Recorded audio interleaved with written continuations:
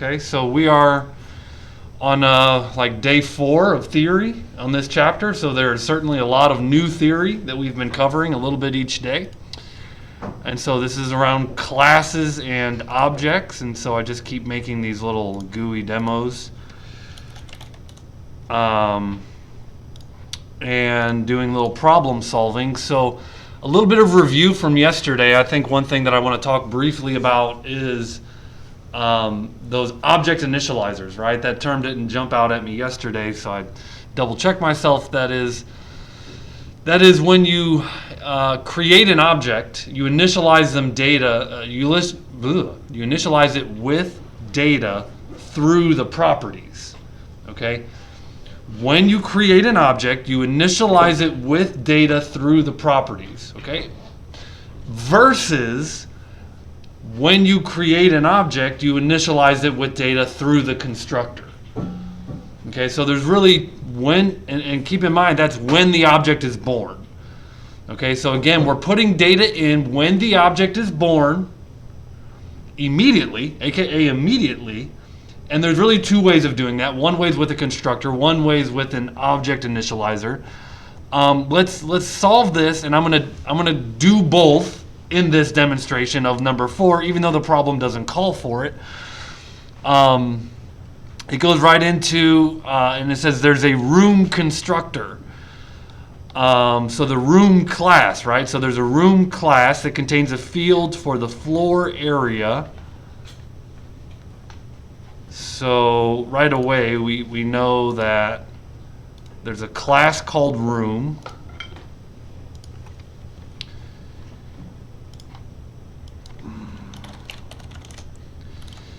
And if I'm looking, the room class contains a field for the area of the room and number of boxes of tile needed to tile the room. So really two fields. Is it the same as lab 6? Is that correct? Maybe. So those are our 2 fields. Yeah, probably. Both of these values are computed by calling private methods. Interesting, because we haven't had private methods. A room requires 1 box of tile for every 12 square foot, plus partial square footage over 12, plus 1 extra box of waste. In other words, 122 square foot requires 12 boxes, 10 boxes for 120, 1 box for the 2 extra left over, and 1 box for waste. Include read-only properties to get a room's value. Okay, so again, we're going to be adding to this just a little bit, but it makes sense to start with the fields, and there were 2 of them, and they are private fields, and again, they are what? The area of the room, the floor area. The floor area is 1, and number of boxes. So area, like let's just let it have a decimal, so measurements aren't always even, right? You could have fractional measurements.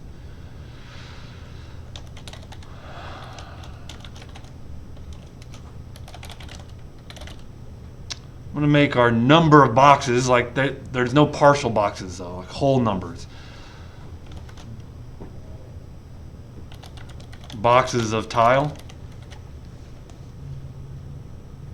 So you've got every room, like this room here, it's got some tile on it, and you're going to do some math to figure out how many boxes of tile we need to purchase depending on the floor area. The room constructor requires parameters for length and width. So here's our constructor, and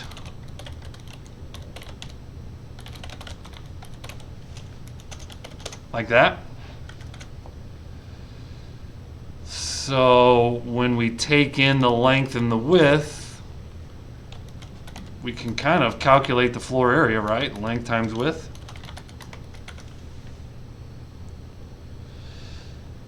So when you create a room with its constructor, and then we just got to also, you know, we can also do the math, calc the number of boxes needed, and they give you a little equation there. A room requires 1 box of tile for every 12 full square feet. So you could we could do some integer division, which is kind of a fun programming trick to say, hey,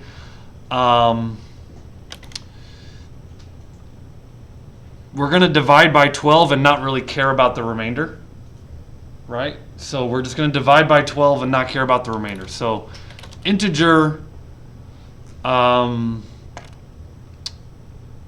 starting boxes equals 1 integer, which is boxes of tile, divided by 12. So we're going to start with some number of boxes. It's going to be, in this demonstration, 122 divided by 12 gives you 10, and you chop off the remainder. So this is integer division, int divided by an int. So boxes of tile is an int, 12 is an int. When you do integer division on the right and store it in an int on the left, you're effectively getting rid of any decimals.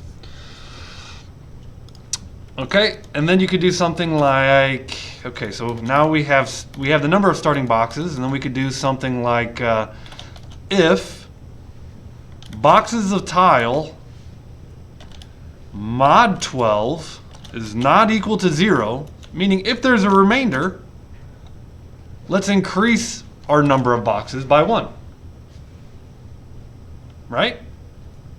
So if there's a remainder, like that's that 2 extra, they talk about, in other words, 122 square foot requires 12 boxes, 10 boxes for the first 120, 1 box for the 2 extra, and 1 box for waste.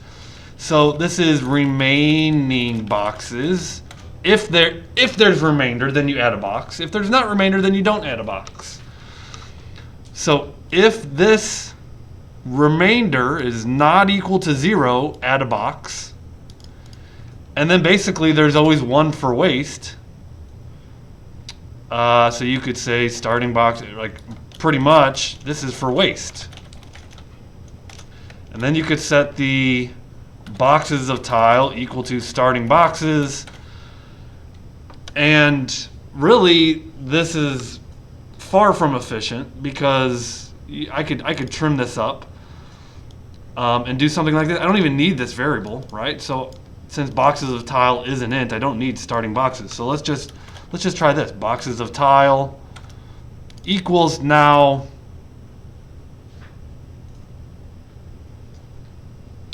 wait a minute. This math was bad anyways. This is floor area.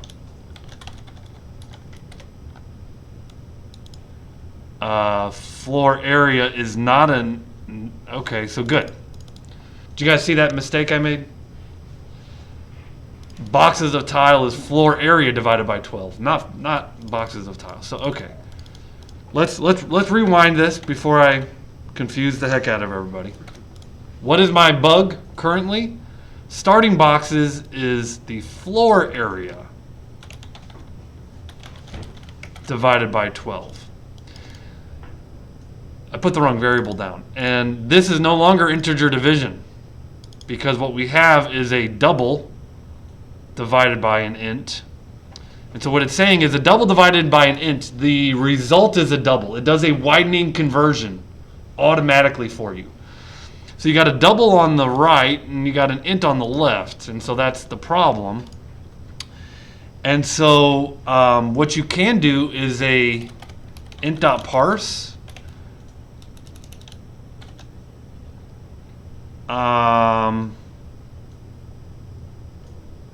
Oh wait, int.parse accepts a string, so that's not going to work. What about convert to int32? There we go. So int, why did int.parse not work? Because int.parse accepts a string, and floor area is not a string. But convert to int32 will work. So let me show you int.parse. Int.parse. If you look at int.parse, its input is a string, but it does not, basically it's always taken a string. It does not take a double. And so that's why there's, instead of int.parse, we can use convert to int32. So what are we doing here? Taking this int divided by this int, putting it in starting boxes. So problem solved.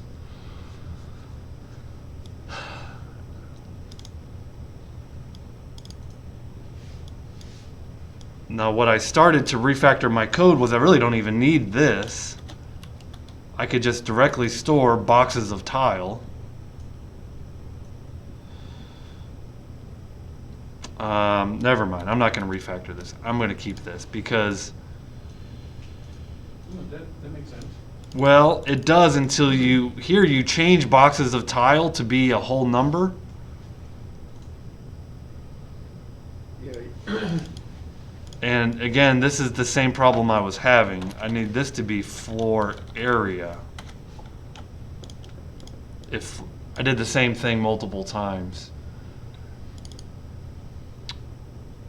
If floor area mod 12, okay, so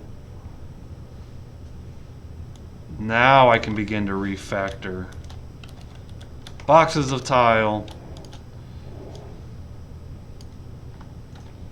underscore boxes of tile and then boxes of tile. There we go. So I just chopped out that variable. And that's our constructor.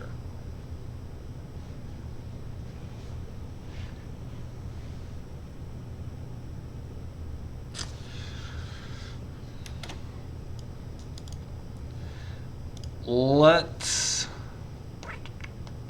put a nice big button over here.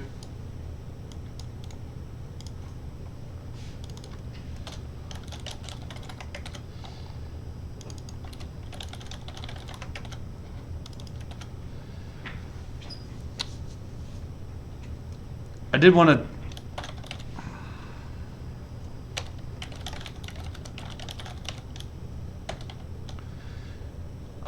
let's see. I want 122 to kind of match the problem. 122 square foot. So what times what is 122? 11 times 11. I don't know. I just guessed.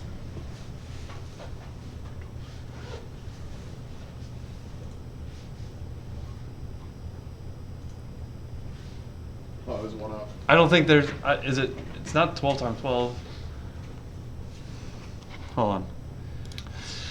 So we could do 2 times 61 for our length and our width. Now, what a funny looking room. It's a hallway. It's a hallway, perfect. 2 comma 61. So this is room, hallway is new room. And so this is using the constructor to set the fields when the object is created. And back to the problem, it says include read-only properties to get a room's values. Well, so back in the class, read-only properties are properties with a get block only. So I'll do public double floor area get return floor area. So here's one read-only property,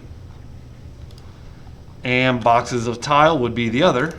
Public int boxes of tile get return boxes of tile. So we put data into our instance fields with the constructor, and we can pull the data out using read-only properties. Here we have one individual room, and just for the output of this,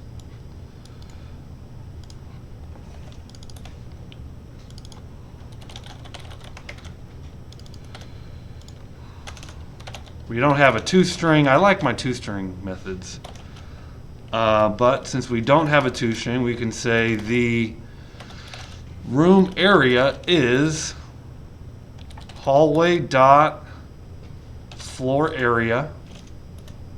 So it will need this many boxes, which is hallway dot boxes of tile. So we use the constructor to put the data in. We use the properties that we just created, the read-only properties, to pull the data out. And if it works out properly, per the problem, we should have, what, 12 boxes. And so we do this, and I'm running the wrong problem. And so let's do this one. The room area is 122, so it will need 12 boxes. And again, if this were a test, I would obviously test my program with a lot more inputs, right, than just the one. But just on the surface, this looks correct to me. So problem solved. However, I guess there's one more piece here. A variety of values when an array of 10 room objects. So there's really okay, so let's have an array of rooms called gray building equals new array of rooms with 10 room objects. And let's loop through our array and put in gray building sub I, which is our first room, equals a new room, and it needs a length and a width.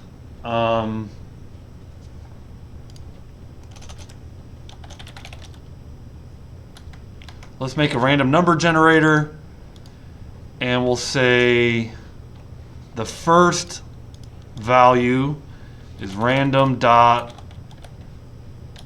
if I look at next, returns a non-negative random integer. I don't want like giant.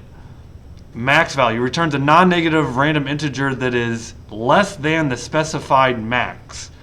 So like, let's just say 10 or 11. So it's going to be a random number less than 11, but I kind of wonder, this now becomes a minimum value. So I want my room to be minimum, and minimum of 10. Let's say minimum of 5, maximum of 10. I don't know, just making it up, right? I have a question. Yes. So I just saw there was like multiple methods that you could do, like different types. Is that an overloaded method? That's, yeah, so next, when you look here, when you're looking at the next method, like if I just say random.next, and you hit the parentheses, you see 1 of 3. Right. So that means that the next method has 3 overloads. One of them doesn't take any input, so there's no argument. This one takes 1 argument, this one takes 2 arguments. Okay, so if you were to put just 1 in, then that would be the max value. That's right. If you were to put 2, then you have a minimum and a max. That's right. Gotcha. So because I put 2, my first room has a minimum, what is the first? A minimum length of 5 and a maximum width of 10.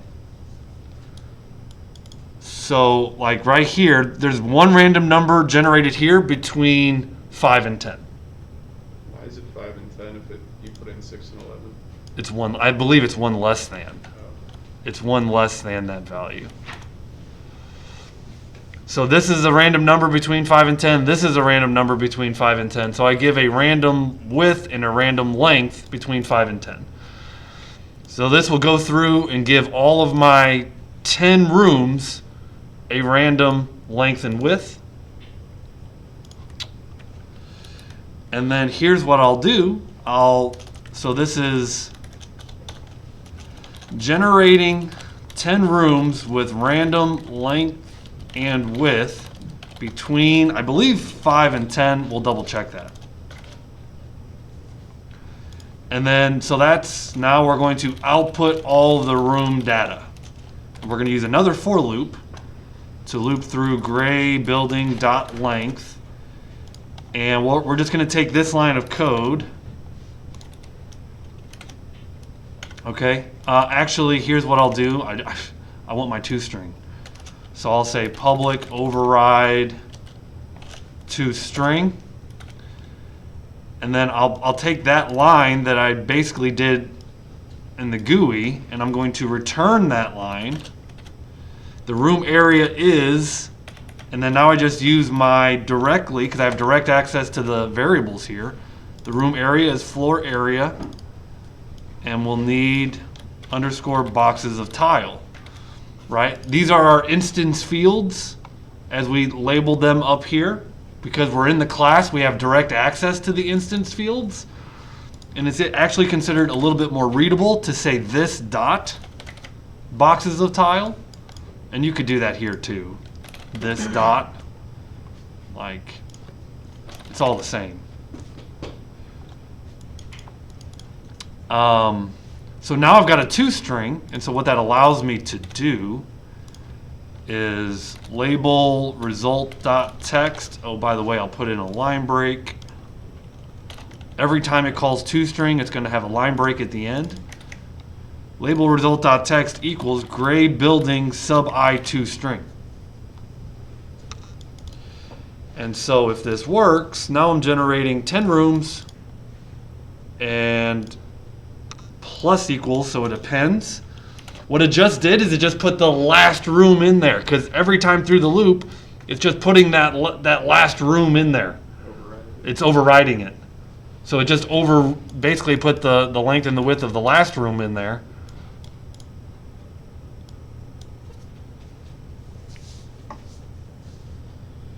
So we got a bunch of random numbers and a random number of boxes needed.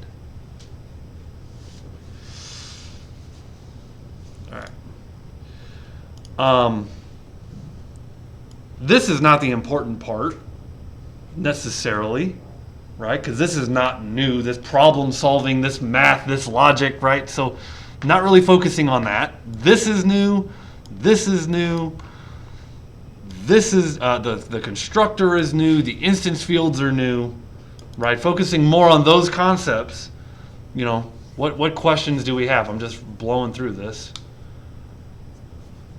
Is this getting easier to understand? Yeah. So going down to like the get, so why are those, what would be the reason that those are read-only properties? And yeah. Yes, that's, yeah, so they're considered read-only because they don't have a set block. okay, and what would the set do? The set would allow you to put the boxes of tile in directly from the driver. This is called the driver, the consumer. Right. But we don't have a way to set the boxes of tile. The boxes of tile is calculated when you construct the room. We don't allow it to be hallway dot boxes of tile equals something. Yeah. So since you're doing the math, you don't need the set. But if you were to get like a well, we could do the same math right here. We could do the same math right here. See that? Right. In which case we got the repetitive code, so let's probably make a method to do that instead. But we could do the math, and therefore we would have to set the floor area first, because you couldn't set the boxes of tile without setting the floor area. But what that allows you to do is over here, not that we would do this, but we would, you know, it allows you to do hallway dot boxes of tile equals whatever you want. I'm just trying to think of like if you were asking us to do a problem, Yep. like what would be the reason to have a set, and what would be the reason to do it in the above method or the room? It really boils down to a lot of different ways of doing the same kind of thing. Ultimately, it's about putting the data in, and there's like 3 ways to put the data in, and so you're just going to see it multiple ways. Gotcha. Yeah. Now,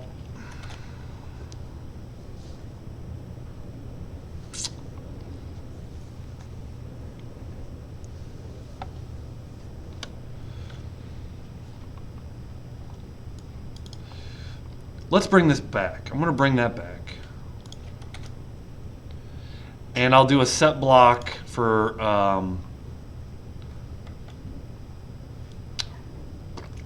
see, the issue is we need a length and a width that calculates the floor area. So what you could do is floor area equals value here, but you can only pass one value into floor area, which is already calculated. So this is not really good, because what we would need to do over here, I'm going to use my properties now to set values like such instead of the constructor. And so here I'm no longer using my hallway. Like in my problem, I'm not using hallway. I'm only using my array of objects. So I'm going to go back to hallway, and I want to use, instead of using the constructor, I want to use the default constructor. Well, this is erroring out. There is no more default constructor. As soon as you create a custom constructor, or I call it custom, but it's a parameterized constructor, you no longer have a default. So you need to code this default constructor, right, that does this, and then now this doesn't error out. So now we have a room, but there's nothing set in this room. All of the room's values are 0, empty, null, right? So there's a big difference, right? There's a big difference between this and this, right? This is a room with no values set at construction. The other one has values. Now I've made these properties where I could set the floor area, and let's just presume, I can set the floor area directly, 500. Length times width, 50 times 10. Yeah? So floor area is 500, hallway dot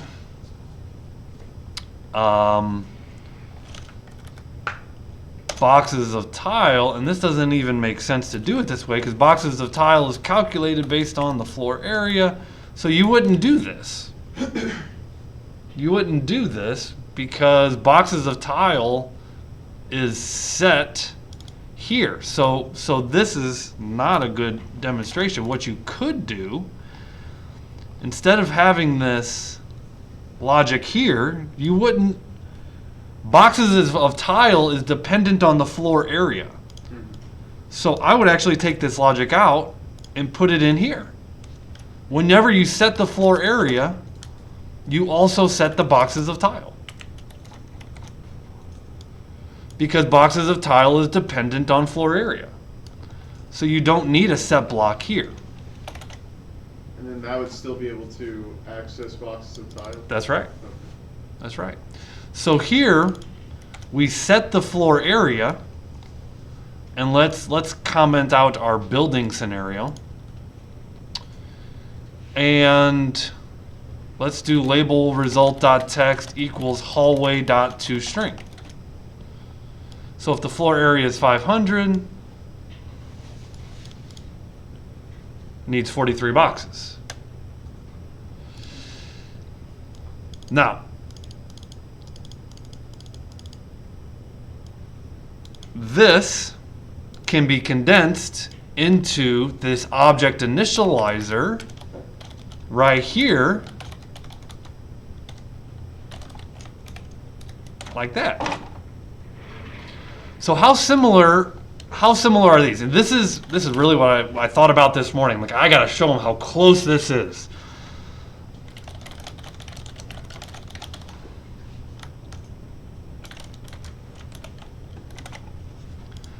These two lines are doing the same end job. These two lines, when you call the constructor, line 24, you're setting the floor area field and you're setting the number of boxes field. So line 24 calls the constructor right here.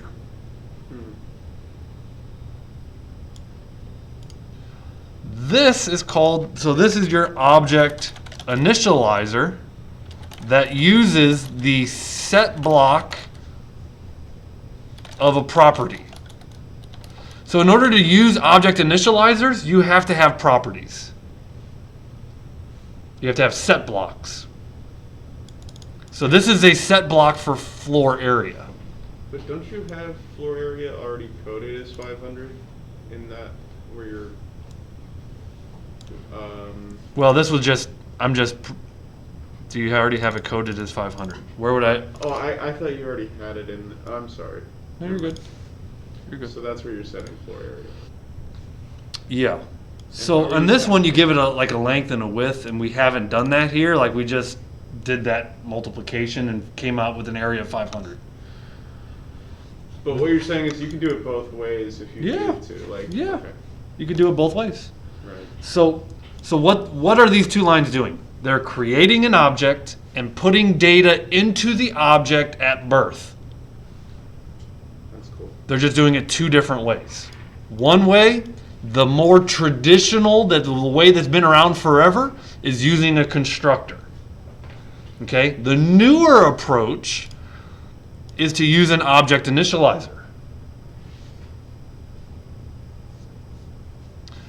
We did this yesterday. If you think about, let's comment this out, and let's bring back our building.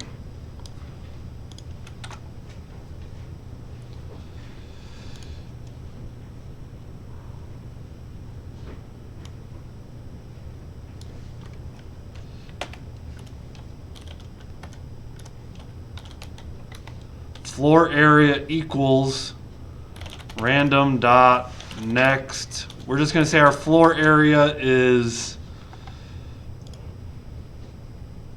less than 501. I don't know.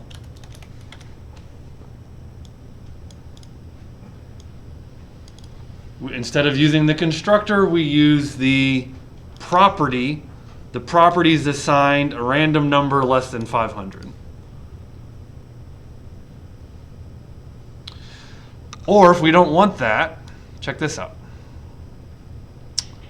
If we don't want a random number, like let's just say we know all of our floor areas.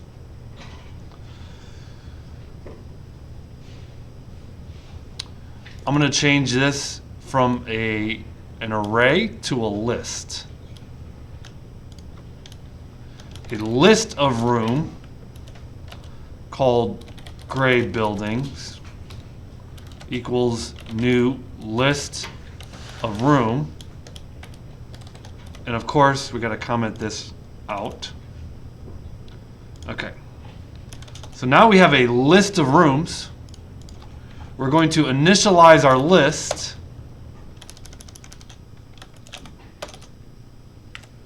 with a new room with a floor area of, again, you got to know your floor areas, 200, comma, new room, floor area is 300, 4, 6, 8, 10 rooms.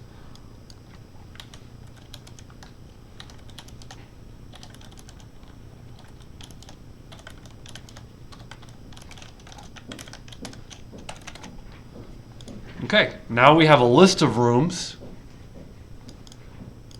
that we initialize both the list and all the new rooms in it at once. Then we don't need this random number generator anymore. And because it's no longer an array, we don't use length, we use count. We're looping through our count of rooms and printing them out.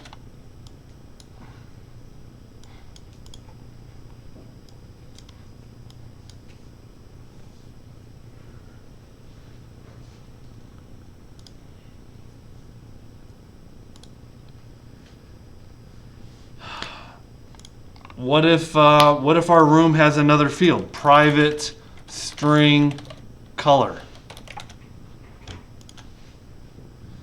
Then we could make a property for color. Public string color. Get return color, set color equals to value. Curly, curly. Now we've got this color here. The room area is this, so we'll need this many boxes. The room area, the room color is underscore color. The room color is that, comma. The area is that, and we'll need that many boxes. So we could put a new field in. We put a new field in. We put a new property in to read and write to the field. We pull that data out in the toString, and back over here, we could do comma, color is red.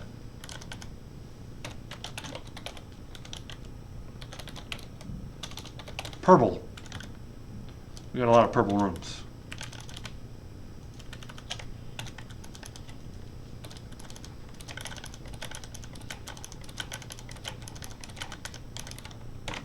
There you go. What if you don't initialize a room with color? Well, it should be the default, which is null. Strings default to null. So I would anticipate this shows no color on the last room.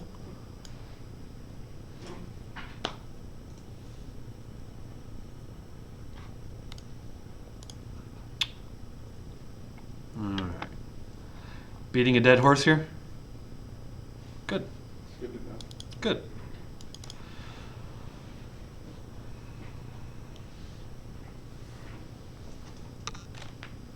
Right.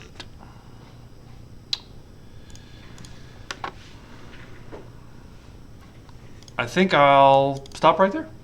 Solved the problem, covered some new concepts, reviewed some concepts, and we have a lab day. So we'll get to work.